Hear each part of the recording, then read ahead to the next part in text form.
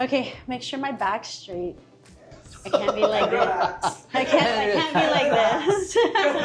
It's the first time that we are having a franchise owner from based overseas sitting down with the Crown Philippines.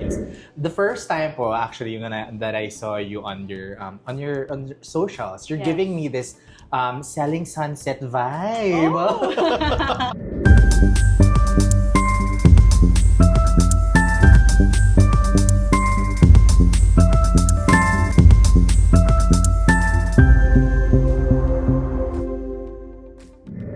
So we're just curious po, what was life like before you taking on the role of a franchise owner for Miss Grand? Yes. So my life was it was a lot. There's four children involved.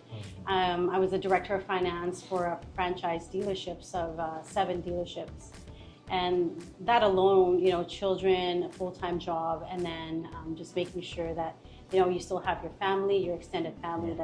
So definitely a lot of time management happening, along with self-care. There are times where I will just go to a hotel. My favorite is the Palliser in Calgary, and it's just kind of self-care, downtime without the chaos, right? So everybody needs that. That's very important when you still take time for yourself, give time for yourself. Correct, yeah. So, I want to step back for a bit. So, when did you go to Canada? And you're right now you're based in Canada. Correct. I went to Canada in 1989. So I was 9 years old. Straight from here to Calgary, Alberta. And then, how often do you go back here in the Philippines? I didn't go back home for 10 years. I finished my studies there up until grade 12. And then I got a gift from my parents to go back home in 1999 after I graduated, because I wanted to still, be back here and kind of see home again, right? So I didn't go back home for about 10 years. And then after that, it was very random. I would say maybe every 5 years I would come home, until quite recently, in the last 5 years, I'd come home twice a year. The entire family is already in Canada now. Yes. But back here in the Philippines, you are based in Mabalaka, Kapampangan. Yes, Kapampangan. Mekeni. So, Miss Katherine, you're already an established entrepreneur. You're a model also in Canada. Can you tell us more about your career that you've established in Canada? So, like in the last 17 years, I've been in the automotive industry. So, as a director of finance, which involves, I didn't get that position. It involved a lot of hard work with sales, customer service, finance, and then into the finance director role. So that's for 17 years. But it's always been customer based with my career and my jobs. So talagang Pinoy pride. Yes. Din. Right? Pinoys are very hardworking, and they usually involve other people in their field of work. So. And I also heard that you're working with Pinay Magazine. Yes. Can you tell us more about that? Yes. So Pinay Magazine, when I first got my franchise with Miss Grand, they had seen that I reached out to them actually to let them know that I had it, and if what they were looking for, because you see their stories on Instagram. But they weren't into the pageant. They were more into the fashion, and they were obviously more into the billboards. And so they decided near the end that, hey, we're gonna sponsor a billboard, just a billboard for your winner. So that was back in, I think, right after I got the franchise. And then quite recently after the event, which I had a very small, intimate event, there was a little bit of something that happened in between, and they reached out again, and they've been there backing me up. It didn't matter what it was. They were there reaching out, knowing that I was there to embrace, empower, and bring out the Filipino culture to Canada, right? So. And also, part of your career highlights, Miss Katherine, is owning a BYD diba? Tama, dealership Yeah, here in the yeah. Philippines. So that's up and coming. There, we've gotten the intent letter to get a franchise dealership, and when I say we, so so I did a walk around video here in Clark. We don't have BYD in Canada, and so when I did a walk around video, which is what I do back home anyways, the company, which involves Pinay Magazine, saw that it was perhaps a good connection because they've been wanting to get a franchise of BYD, and here I am, a female Filipino from the West or from Canada, doing a video that it was kind of like perfect match, right? So yeah, so the intent is there, and we're looking at possible locations in Manila. Wow. And for you to get their trust, iba po yun, no? Yes. Like it all started with you putting yourself out there. You mentioned about the video that you released, and then they suddenly reached out to you. So there must be something na nakita nila sa iyo. What do you think is that quality? Honestly, if you look at my IG and if you know me as a person, I'm very straightforward, and it can rub people the wrong way if they don't want to hear perhaps the truth or perhaps how someone from the outside looking in sees them. But I'm a very authentic and genuine person, and sometimes, do I filter myself? I might, make sure that I don't insult anyone. Yes. But I'm the type of person that if you want my opinion, I will state it. And that's very important din po, no? Maintaining the respect and professionalism. Correct. Yun naman po yung nakukuha natin dito. And I just want to quote, no? I just saw like a description coming from Pinay Magazine, and then ito talaga yung nakita ko that we choose Katherine because at 45 and a Filipina, her beauty is undeniable and is comparable at present with any 25-year-old. Our analytics tell us this, and our metrics take this speculation out of brand recognition as it relates to viable ambassadors. Not only that you really have to put yourself out there. I mean, it all starts there, but maintaining the support, gaining traction, they're talking about analytics here, is really something that made them to get you stay with the Pinay Magazine. Right. And you were talking about your relationship with them. Yes. How, I mean, any plans or goals in the future pa that you can reveal or you can share with everyone po with your ties with Pinay Magazine?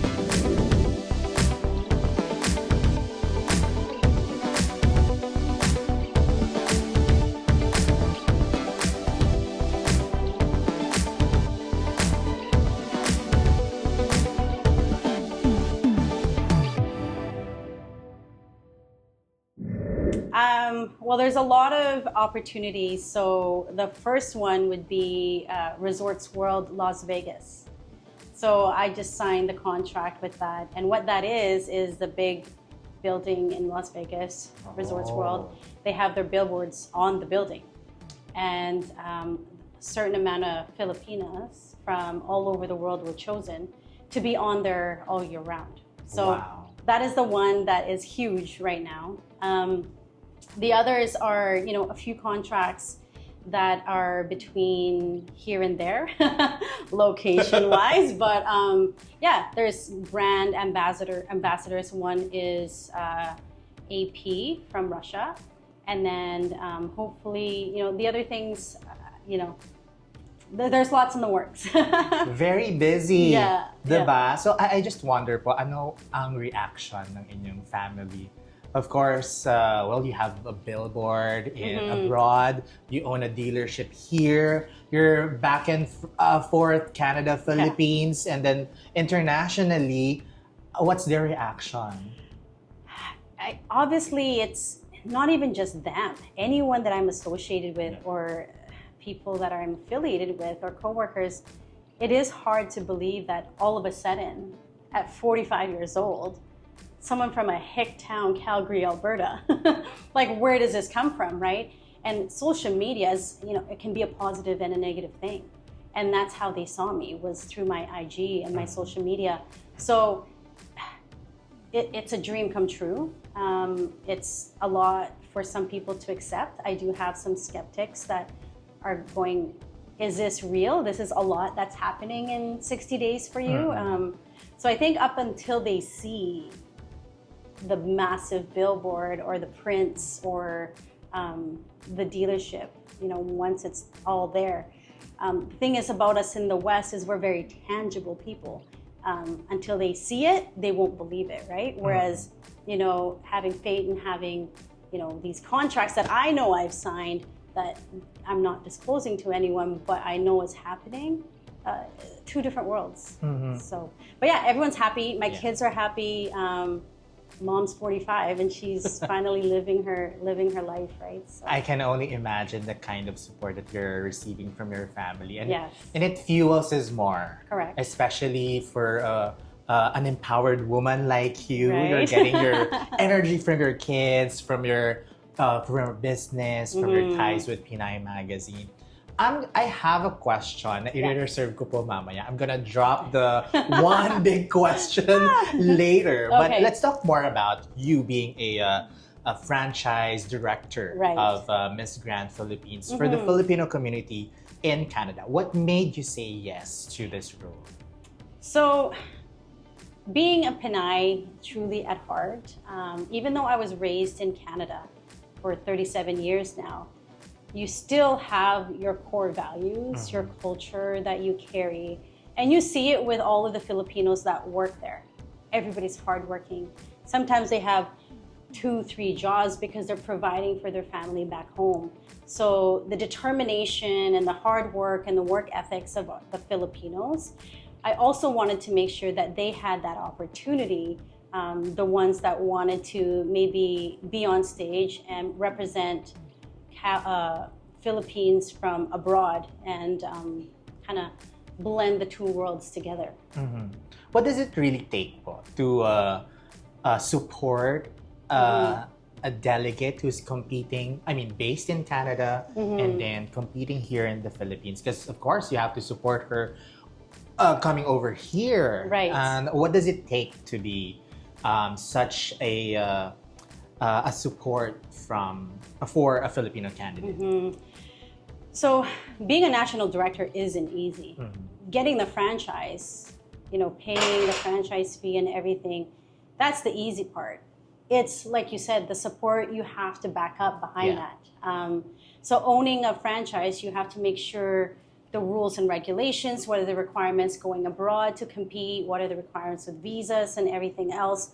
I know Canada Passport allows you to go to majority of the countries, but managing a business, it's still a business at the end of the day. Creating a pageant, getting the right candidates, and financially, it's a huge obligations. Not only for us as national directors, but for the candidates.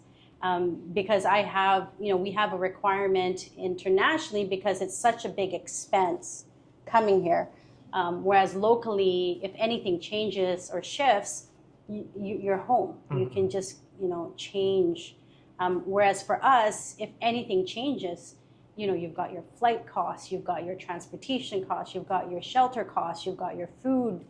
There's a lot more added expense. So as a candidate and also as a national director, you have to be prepared for those emergency funds, right? So it's definitely a lot more thought into it than just getting a franchise. Correct, and not everyone can do that. Yes, it's definitely a big responsibility. It's huge. Yes. It's huge, especially if the candidate doesn't have sponsors prior to coming here. But then I'm here with Jasmine, who I'm supporting financially and making sure that she does really well. It's important for the first year, of course, because then that sets the tone for the upcoming years, right? So. And na-mention nyo na rin po about the expenses, the cost. I think this is just the right opportunity for me to ask because normally this question is being thrown to the candidates na syempre their focus is on really competing but not so much about the financials. But since you opened that up already, can you provide any ballpark figure of, what you really have to be prepared with when you're supporting a candidate? Right. So as a candidate, I think a candidate based on Canadian currency, I think as a candidate, you have to be prepared to at least have, I would say, 15,000 Canadian. And if we calculate that based on pesos, you're probably looking at just over $500,000 in pesos. So in calculations, that's probably just over $500,000 pesos. But that's not including what I have also put in with regards to the flights. A flight can cost 100,000. And then if something changes, you're rescheduling flights, you've got change fees and stuff. And then along with your designer, right? Yeah, I've been blessed to have an amazing designer to make sure that my candidate looks amazing on stage, and that's Rao. And you've got those expenses, and you've got the hair and makeup expenses that are part of the national directors, or if it's the candidates. At the end of the day, you both have to be prepared financially to make sure that anything that comes out of nowhere, emergency rescheduling, you have to be prepared for those expenses. And then as a pre-requirement to be a candidate in Canada is that you have to be ready financially, right? This isn't just all on the national director. This is something where we ask, if you win, are you ready to spend? Do you have this funds set aside for you, right? I'm not sure how it is locally here, but in Canada, because it's international, there's financial obligations on the candidate. And that's part of your contract and your agreement with the candidate. Everything's clear with the candidate about the expenses that they have to shoulder. Yeah. So how it is in Canada is it's almost pretty evident that the expense would be on the candidate. So when you have a bigger event, so next year I'm going to have a bigger event, hopefully from the event, because it's still a business and you have profit, I want to be able to support the candidate 100%. But let's say we don't have a big event, because the candidate is expected to have their own sponsorships. They need to go out to companies and make sure that they've got the financial support, because there are companies that will finance you maybe $1,000, $2,000, and that can accumulate to what you need to compete here. It's just, are you a candidate that's a go-getter? Do you really want this? And if you did, you're going to go out and find the sponsors. So to follow up on that, Ms. Katherine, when do you step in as a national director for the franchise? With regards to the expenses? Yes. Yeah. I mean, right off the bat, I step in because I have to buy the flights, right? And then I have to make sure that she's set up initially. When do I step in? For example, last night, Jasmine, I transferred her some money because she was needing certain things. She needed new attire, whatever expense that it was. Actually, I was in Canada, when she called me. But I also treat my candidates as if they're my own. Jasmine will call me mother because I've pretty much stepped into that role for her, right? So I have that heart too, not to make sure that she's taken care of. And as a beauty queen yourself, you know kung anong kailangan ng isang beauty queen. Hindi po basta-basta mga kakraw. Yeah. Diba? So overall, I was like kind of computing habang siguro ballpark of 1.5 million at least. Of quality, yes. Quality, if you want the right quality of designers, quality of hair and makeup, quality of training, you get what you pay for is what I say, right? You pay for bare minimum. You're going to get obviously amateur, maybe amateur training, amateur designers, if you want to really make an impact, you want to be able to spend that kind of money. And there's this kind of communication talaga that you are maintaining with your delegate. Mm-hmm. No? So you're always aware, yung walang gulatan, na parang no, Correct. well, sometimes of course, events would require them a different kind of item, but at least as a delegate and the national director, you have this arrangement that if in case of emergency, Right. you are the go-to person, Right. like in terms of consulting, not just financially, but even other stuff in the items for the competition.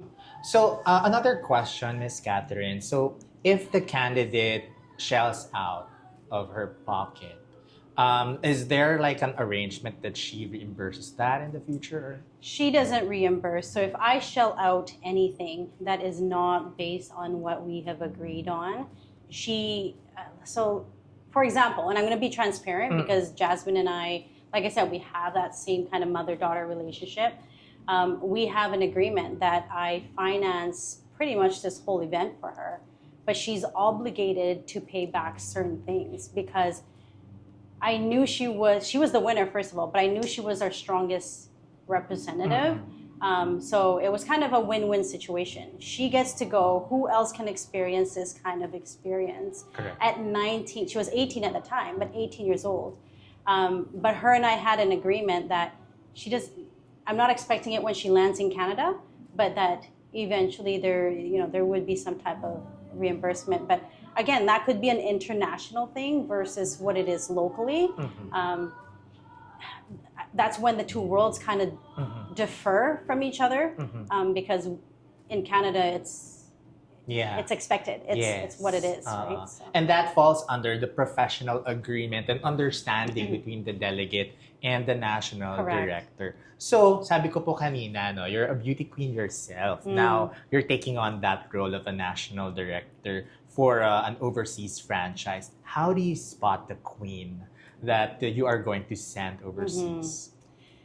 So I find with the queen, it's not necessarily with just the beauty.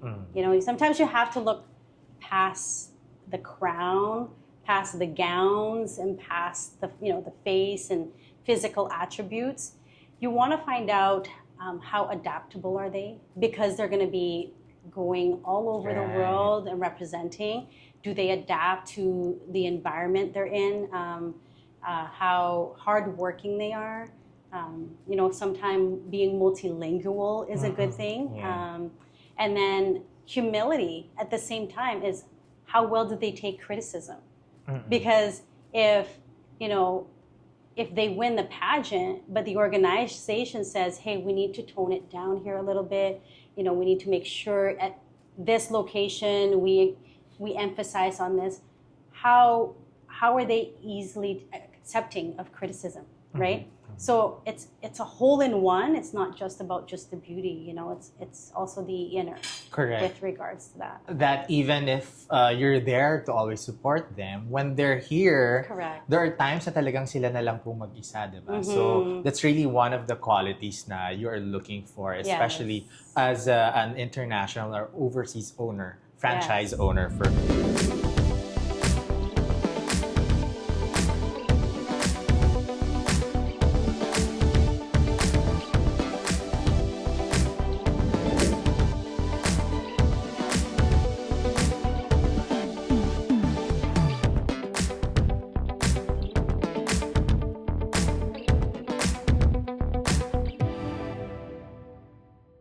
observations would say may bias. Some observations would say na you're rooting for one candidate. As a beauty queen yourself, do you find that to be true, or is that really happening? How much po ang inyong involvement in selecting the winner? Let's be Filipinos that we are, and this toxic trait of not wanting someone else to succeed really needs to stop. Ang tapa. Since that press con, I've had a lot more people asking me if the potential and the opportunity. Oh my God! Is this an exclusive crown? So because I'm from Mabalaca, Pampanga, right?